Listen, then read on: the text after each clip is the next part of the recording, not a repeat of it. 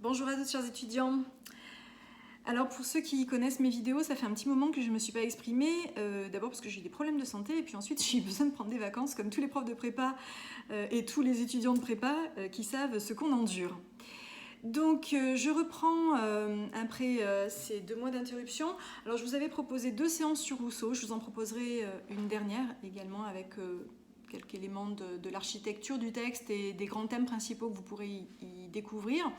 Là, je vais vous présenter la vie de Hans Christian Andersen. En fait, j'ai ciblé sur son enfance et sa formation parce que au fond, c'est notre thème. Donc, j'ai eu envie de vous montrer aussi comment une biographie, ça peut déjà nous lancer sur la piste d'une réflexion sur le thème de l'année. Alors je vous parlerai de la thématique du conte dans un cours ultérieur. Là je me centre vraiment sur la vie de Hans Christian Andersen. Juste une petite remarque pour ceux qui ne connaîtraient pas le travail que je fais avec vous. Donc je suis professeure en classe préparatoire au lycée Joffre à Montpellier. Et j'ai été amenée durant le confinement, le premier confinement, à modifier ma manière d'enseigner, à faire des cours sur internet que je destinais d'abord à mes étudiants et que j'ai ouvert sur la demande de certains d'entre eux à d'autres étudiants d'autres classes. C'est pour ça que j'ai rendu public ces cours. Et vous avez été nombreux, d'ailleurs je vous remercie de cette fidélité et de votre écoute, à apprécier ces cours et à me dire que ça vous était utile. Alors je voudrais juste vous rappeler que ces cours ne sont que des cours d'initiation à la lecture des 3 textes. J'ai eu à m'expliquer plusieurs fois, je ne donne pas des cours à la place de vos professeurs de classe préparatoire qui feront le travail avec beaucoup de brio et d'intelligence. Et avec le temps requis, c'est-à-dire les 2 heures hebdomadaires dont on a besoin pour faire un bon boulot. Donc moi, je ne propose que des petits cours qui vous permettent d'initier vos lectures, en fait. C'est ça l'idée, c'est de vous lancer quelques pistes, mais tout le travail de fond sur les 3 textes, l'analyse des citations, je le réserve à mes étudiants. Donc voilà, c'est pour mettre au clair quelque chose qui a pu susciter un certain émoi l'année dernière et peut-être un peu d'ambiguïté. J'en suis sans doute la cause de cette ambiguïté. Donc Hans Christian Andersen, vous le présentez à travers d'abord son enfance et puis ensuite sa formation. Donc il est né le 2 avril 1805, donc il est né avec le siècle, et il meurt le 4 août 1875. Donc c'est un Danois qui naît à Odense, qui est une petite ville du Danemark. Il meurt dans la capitale de Copenhague. Alors c'est un personnage que nous connaissons tous, Andersen, on a tous entendu parler d'Andersen, mais l'a-t-on seulement un jour lu? Moi je trouve ça intéressant que les programmes nous fassent lire des choses qu'on n'aurait peut-être jamais lues dans le texte. Et c'est intéressant de lire Andersen parce qu'en fait, entre peut-être l'idée que vous avez de La Reine des Neiges par exemple et le texte, il y a un écart et c'est toujours intéressant de revenir à la lettre du texte. On le connaît pour ça, mais Hans Christian Andersen a d'abord et surtout été, à ses propres yeux, un dramaturge, un romancier. Et son travail de conte de fées l'a comme dépassé. Le succès qu'il connaît en écrivant des contes, il aurait, je pense, préféré l'obtenir en étant dramaturge ou romancier. Mais il est connu essentiellement pour son travail de conteur. Et c'est dans ce cadre, bien sûr, que nous allons l'aborder. Alors, on connaît la vie de Hans Christian Andersen notamment parce que lui-même a écrit un certain nombre d'autobiographies tout au long de son existence. Il a commencé vers 30 ans à écrire de l'autobiographie et il nous donne quelques informations sur son enfance. J'ai eu envie de creuser cet aspect-là puisque c'est quand même ce qui nous occupe, c'est notre thème. Donc il est né dans une famille qu'il dit peu aisée et je pense que c'est une réalité. Ses grands-parents sont des paysans qui ont pu être aisés, mais qui ont eu des revers de fortune, qui ont frappé son imagination. Alors, est-ce que ce sont des affabulations de sa grand-mère, qui quand même avait un petit peu le cerveau dérangé, ou est-ce que c'est la réalité? C'est difficile de faire la part des choses, parce que Hans Christian Andersen, dans ses autobiographies, n'hésite pas à nous dire que sa vie, il la conçoit comme un conte, voire comme un conte de fées. Donc, ce sera toujours un peu compliqué de savoir exactement ce qu'il en est de la vérité de cette existence. En tout cas, cette origine des grands-parents paysannes, un revers de fortune et des parents qui sont très humbles. D'abord, il vit dans un bas quartier de la ville d'Odense, donc il ne vit pas dans les hauts quartiers. il vit à une époque où la moitié de la population qui vit dans cette ville vit dans la plus extrême pauvreté. Ses parents sont des gens très humbles. Sa mère a été domestique.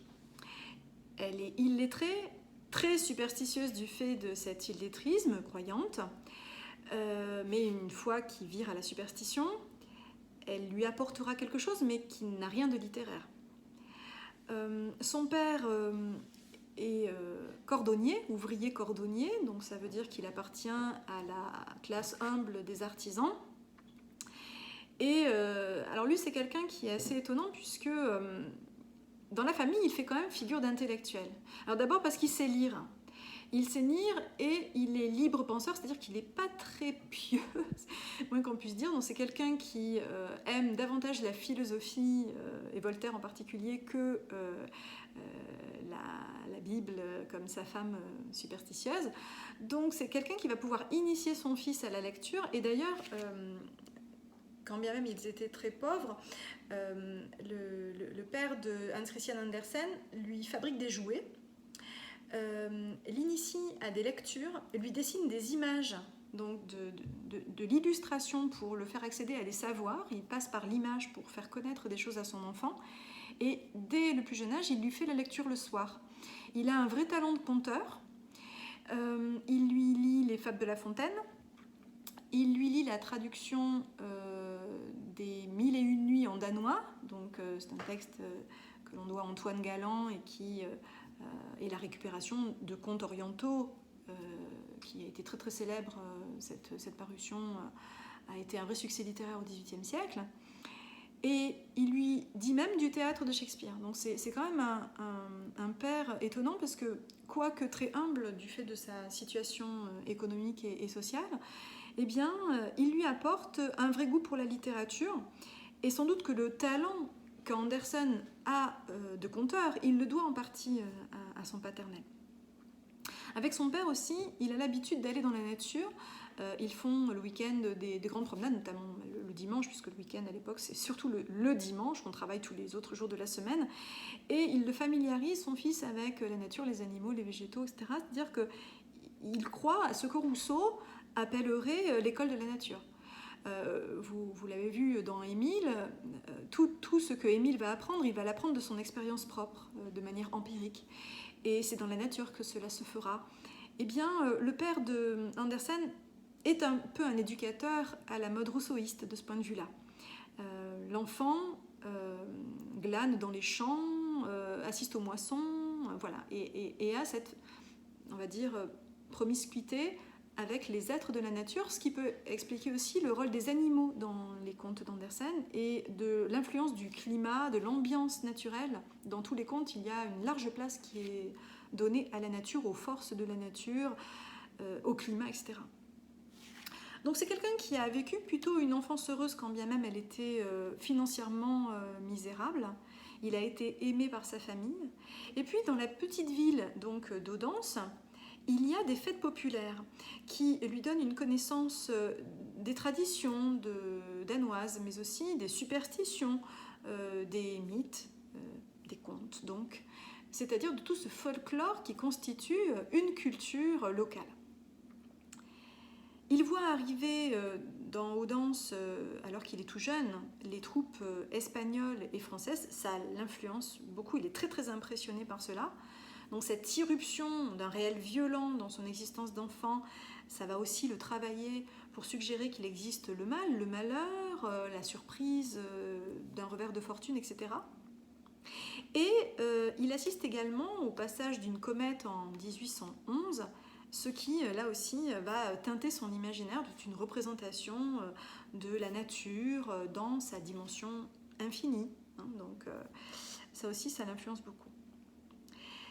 Dès l'âge de 7 ans, il assiste, à Odense toujours, à de premières représentations théâtrales, et il y trouve une sorte de vocation d'enfant. Il veut absolument devenir un homme de théâtre, et dès cet âge de 7 ans, il va fabriquer ou demander à son papa de lui fabriquer un petit théâtre portatif dans lequel il pourra faire jouer de petits personnages auxquels il donne sa voix, bien évidemment. Donc c'est la vie d'un enfant plutôt heureux. Cette vie, on va dire, qui va de la naissance jusqu'à ses 7 ans inclus, correspond tout à fait à ce que les latins appellent infantia, l'enfance de infants, l'infantia, puisque de 0 à 7 ans, il y a l'âge de l'infant, celui qui ne parle pas, ou qui n'a pas encore accès au langage dans toutes ses dimensions. Et de 7 à 14 ans ou 13 ans, on a la puertitia, c'est-à-dire le fait d'être puer, c'est l'enfance, mais une enfance qui est déjà détentrice de la plupart de ses facultés et qui n'a qu'à les déployer avant que 13-14 ans ne commence l'adolescence. Eh bien, cette structure des âges que l'on doit au latin, elle est assez opératoire pour comprendre l'enfance d'Andersen. Pourquoi ? Parce qu'il y a un avant et un après ces 7 ans. Et cet après, c'est que son père, qui est littéralement fasciné par le personnage de Napoléon, a envie de participer à la grande aventure napoléonienne, et notamment, il va s'engager dans les troupes de l'armée danoise pour combattre la Suède, aux côtés des troupes napoléoniennes. Et du jour au lendemain, eh bien, ce petit n'a plus son père auprès de lui, qui lui donnait, je vous le disais, cette culture littéraire, cette dimension de narration chaque soir qui le nourrissait, qui nourrissait son imaginaire. Donc il va se retrouver avec sa mère durant une année. La paix est conclue avant qu'il ait pris les armes et qu'il soit parti au combat. Donc il n'a pas pu, cet homme, prendre part au combat. En revanche, en Suède, il tombe malade et il revient malade à Odense. Et cette maladie ne le quitte pas, il est obligé de rester au foyer. Quelques années plus tard, en 1816, il meurt, laissant son fils de 12 ans orphelin de père. Donc, il faut vous imaginer un enfant assez heureux, porté par l'imaginaire paternel jusqu'à ses 7 ans. À partir de 7 ans, un père malade qui ne peut plus participer activement à l'éducation de son enfant et qui se solde donc par son décès alors que Hans n'a que 12 ans. À partir de là, la vie de Hans va changer. Sa mère est veuve, elle a besoin de gagner sa vie, elle se place comme blanchisseuse, excusez-moi de dire, blanchisseuse, et donc elle va s'occuper du linge du village et faire du repassage toute la journée. Elle va finir par se remarier avec un gantier qui fabrique des gants, et sa vie, la vie de Hans Christian va changer. Alors, il est dans un premier temps placé dans une école, et cette école, il n'y est pas heureux. Entre 7 et 9 ans, il est dans une école où il reçoit de mauvais traitements, donc il est battu, si bien que ses parents décident de le sortir de cette école et de le mettre dans une autre. Ils le mettent dans une école pour les pauvres, donc qui ne coûte rien. Et dans cette école, il passe ses journées à rêvasser. Il a développé cette espèce d'imaginaire théâtral. Il invente des dialogues. Beaucoup d'enfants sont dans cette espèce de bulle où ils se parlent à eux-mêmes. Et Hans fait partie de ces enfants qui ont développé une capacité d'abstraction, si bien qu'il n'assiste pas vraiment aux cours.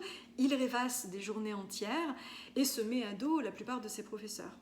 Il se met aussi à dos ses camarades parce qu'il leur raconte dans la cour qu'il est un héros d'aventure, enfin mytho quoi, qu'il leur narre avec beaucoup de talent, mais bon, les gamins ne sont pas dupes.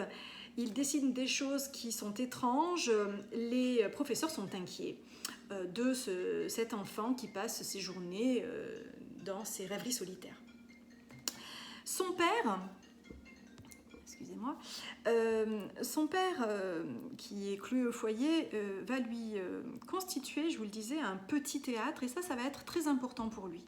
Pourquoi ? Parce que dans ce théâtre, il va pouvoir exprimer cette dimension de théâtre qui l'intéresse tant. Il va écrire ses premières œuvres dramatiques d'enfants et les mettre en scène, puisque sa mère va l'aider à tailler des petites robes pour ses poupées.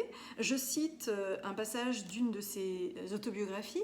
À partir de ce moment-là, donc à partir de ce moment où il est viré des 2 écoles, l'une où il se faisait battre, l'autre où il rêvassait, donc il ne va plus à l'école, il va rester chez lui toute la journée, et dans sa chambre, à partir de ce moment-là, je fus pour ainsi dire livrée entièrement à moi-même. Ma mère allait en journée faire des lessives, je m'amusais avec le petit théâtre que mon père m'avait fait, je cousais des robes de poupée ou je lisais des pièces. Donc c'est une enfance qui devient très solitaire, il n'y a plus d'école, il reste à la maison et il développe un imaginaire très singulier. Alors sa vie sociale, elle est très limitée, elle est limitée au noyau familial, sa mère, son beau-père, puisque son père meurt, quelques voisins, quelques voisines, qui l'accueillent volontiers parce qu'il aime lire de la poésie, il a une très jolie voix, il aime chanter, et donc souvent il fait le spectacle devant les voisines. Il écrit des petites pièces, il les fait jouer devant son entourage, qui apprécie plus ou moins, mais enfin bon, qui lui passe cette bizarrerie. Sa mère le pense complètement fou de lire du Shakespeare toute la journée et de composer des pièces, mais enfin bref. Et donc, qu'est-ce qui va se passer? Eh bien, faites le lien avec Émile. Émile, il est tout seul. Il ne va pas à l'école, il n'a pas des camarades de classe, ni une cour où s'ébattre. Il est seul avec son maître. Et bien là, cette éducation qui, au départ, était une éducation classique dans une école pour les pauvres, elle devient une éducation solitaire, c'est-à-dire qu'il va apprendre en autodidacte tout ce qu'il peut. Il n'a pas de maître, mais il partage avec Émile la solitude. Qu'est-ce que ça peut produire? Ça peut produire une éducation qui va, en quelque sorte, ne pas connaître tous les défauts d'une éducation collective.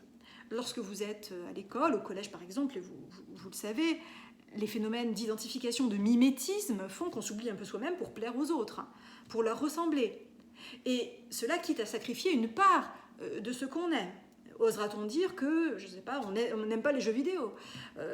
Osera-t-on dire qu'on n'aime pas le nouveau groupe de musique à la mode, mais qu'on aime plutôt, je ne sais pas moi, le jazz ou le rock des années 70? C'est difficile, parce qu'on a besoin de plaire et de participer à cette dimension collective. Mais apprendre collectivement, c'est apprendre très différemment, et on gagne, on perd aussi.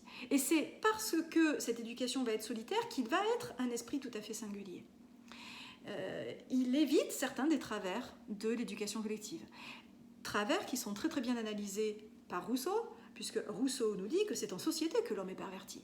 C'est en société que l'homme développe de mauvaises passions qui sont par exemple l'orgueil, il faut de l'autre pour qu'il y ait de l'orgueil, la jalousie, les ambitions, etc. Donc un homme seul, un jeune homme seul, ne connaît pas tous les travers de cette vie sociale qui engendre des vices, plus que des vertus d'après Rousseau. Donc de ce point de vue-là, on pourrait considérer qu'Andersen a vraiment, par un certain aspect, vécu quelque chose d'assez similaire à ce que Émile vit, à part que Émile a un guide, un maître pour l'orienter dans cette éducation, alors qu'au fond, Hans Christian est livré à lui-même. Comme il le dit, j'étais pour ainsi dire entièrement livré à moi-même. Qui dit éducation solitaire dit qu'il n'y a pas de normes. Il n'y a pas de normes à cette éducation. L'école, vous le savez, fixe des programmes. Nous traitons le programme de l'année.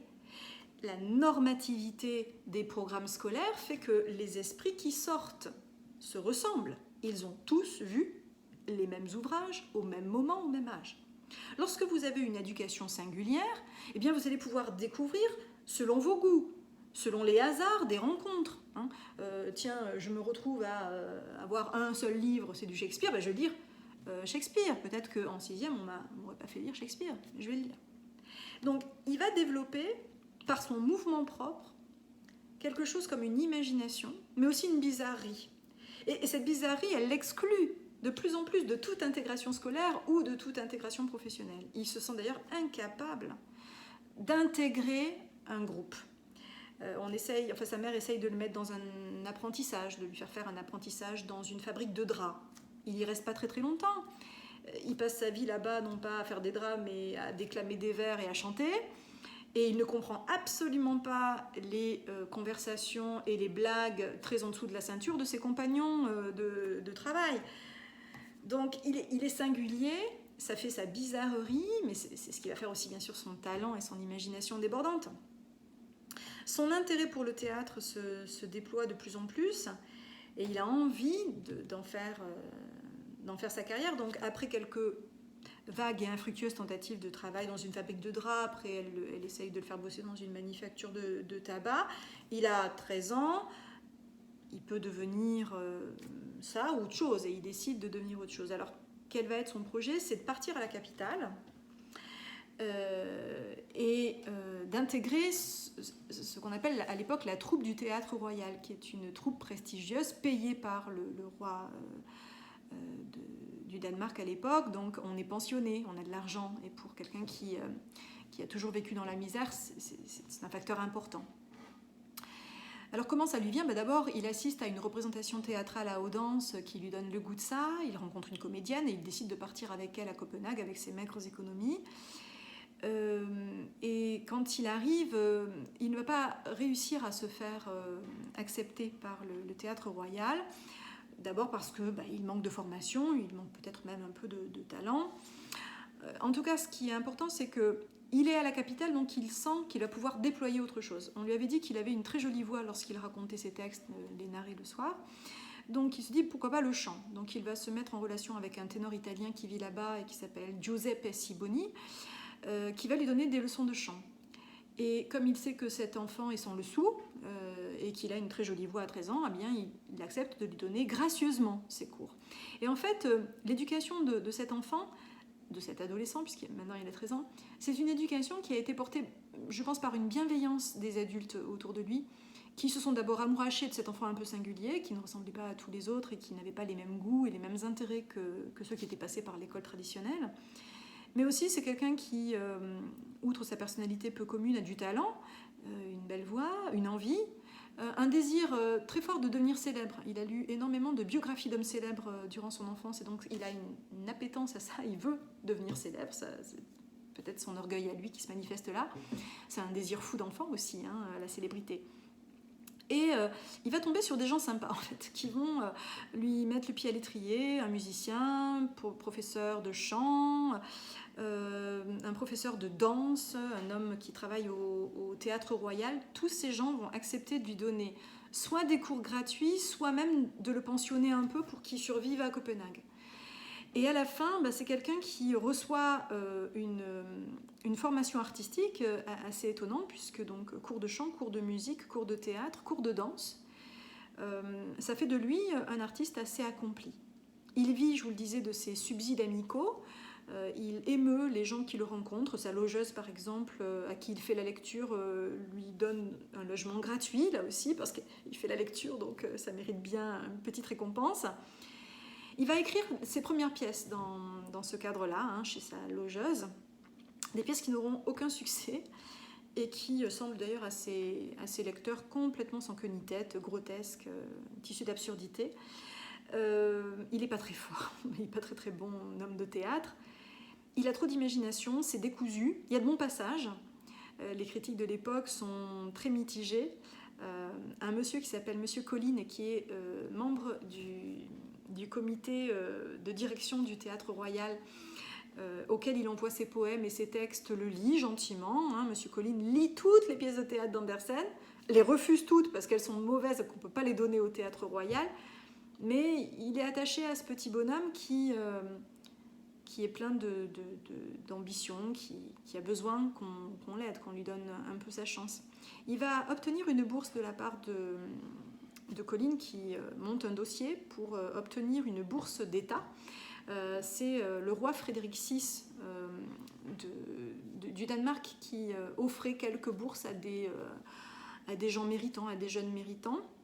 Il va obtenir cette bourse qui lui permet d'aller au collège et de suivre des cours, alors avec des gens qui n'appartiennent pas du tout à son milieu social, ce sont des gens qui appartiennent soit à la haute bourgeoisie, soit à la noblesse, donc il va rencontrer d'autres personnes qui ont des aspirations peut-être en effet plus élevées, et cela flatte cet ego qui est le sien, ce désir d'être reconnu et de se sortir de sa misère initiale. Voilà, il fait des études qui lui semblent interminables parce qu'il a beaucoup de retard. Mais c'est durant cette période de ses études qu'il va commencer à écrire et à fréquenter les milieux littéraires. Il publie dans des journaux. Un éditeur va lui donner la possibilité de publier ses récits de voyage puisque Andersen a pu voyager en Europe, rencontrer d'ailleurs des hommes de littérature en Europe et se faire apprécier d'eux. Hein. Un éditeur lui dit publie ce voyage. Au départ, Andersen n'est pas très motivé à l'idée de publier ça parce qu'il a envie de publier du théâtre et de la poésie, mais il publie ça et son texte a du succès, les exemplaires se vendent bien, ce qui va lui permettre de se faire une petite notoriété dans le milieu littéraire et quand vous avez mis le pied dedans, ça peut le faire, comme on dit. Voilà, il va avoir de premiers succès voilà, les contes. Alors les contes vont le dépasser complètement puisque les contes vont être un succès faramineux, connu dans le monde entier, de son vivant, connu dans le monde entier, de son vivant. Et c'est pas tout à fait la carrière qu'il s'imaginait, mais c'est la carrière qui va lui permettre de devenir Andersen, c'est-à-dire un des auteurs les plus connus du monde. Voilà pour cette petite présentation. Donc, j'ai fait des choix qui ne sont pas de travailler sur le reste de sa vie. J'avais envie de travailler sur sa formation, l'enfant qu'il a été, pour être un peu raccord avec le thème qui nous occupe cette année. J'espère que mon approche ne sera pas trop frustrante pour vous. Si vous avez envie, bien sûr, d'en savoir davantage sur cet auteur, je pense que vous avez tout le matériel nécessaire, soit dans des annales, soit sur Internet, et vous connaîtrez la fin de cette vie étonnante de Andersen. Merci pour votre écoute, et à très bientôt pour un petit cours sur le conte. Merci.